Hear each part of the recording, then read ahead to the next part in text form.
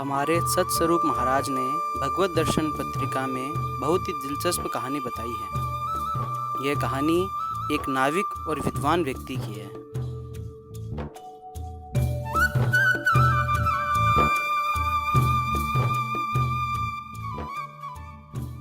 नाविक तो बंगाल में बहुत सारी नदियां हैं और अधिकतर लोग नाव की सहायता से नदियों को पार करते हैं। तो एक विद्वान व्यक्ति कलकत्ता शहर से अपने गांव नाव से जा रहा था और वह बहुत प्रसन्न था। तो उसने उस नाविक से पूछा, हे प्रिय नाविक, क्या तुम्हें आकाश में इन तारों के विषय में पता है? क्या तुम्हें पता है ज्योतिष कैसे कार्य करता है?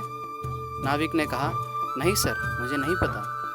तो विद्वान व्यक्ति ने कहा, ओह, तुम्हारा 25% जीवन व्यर्थ हो गया, तुम्हें कुछ भी नहीं पता।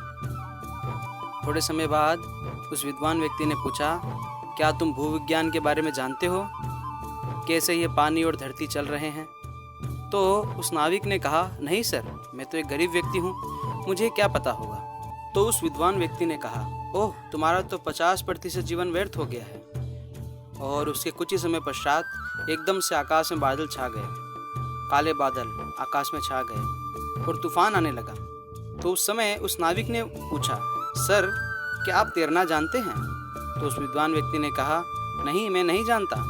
नाविक ने कहा, तब तो आपका 100% जीवन व्यर्थ हो गया, अब आप डूबने वाले हैं। तो वह नाविक कूद गया और वह विद्वान व्यक्ति वहीं डूब गया। तो यही बात है, आप इस भौतिक जगत का बहुत अच्छे से अध्ययन कर रहे हैं, लेकिन अगर आप यह नहीं जानते कि मृत्यु के समय नारायण को कैसे स्मरण किया जाए तो आप कुत्ते बिल्ली बन जाएंगे। बस इतना ही।